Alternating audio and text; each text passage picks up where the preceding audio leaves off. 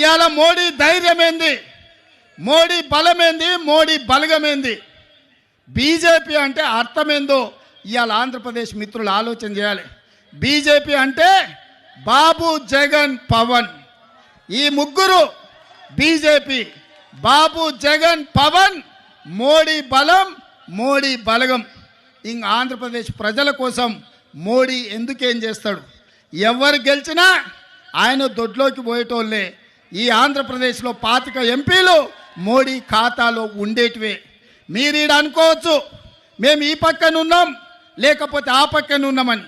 అయ్యా, జగన్ రెడ్డి పక్కలు ఉన్నా, పెద్దలు చంద్రబాబు నాయుడు గారి పక్కలు ఉన్నా, వీళ్ళిద్దరు కలిసి ఢిల్లీలో వెళ్తే మోడీ పక్కనే ముత్యాల ముగ్గులో రావు గోపాలరావు పక్కన ఇద్దరు ఉంటారు, తందానా తానా అనేటోళ్ళు.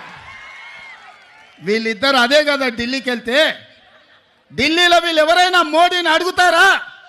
మోడీని నిలదీస్తారా? మీ ప్రాంతం కోసం ఏమైనా తెస్తారా? మరి ఒకవేళ తెచ్చేటట్టు అయితే 5 ఏళ్ళు వారున్నారు, 5 ఏళ్ళు వీరున్నారు.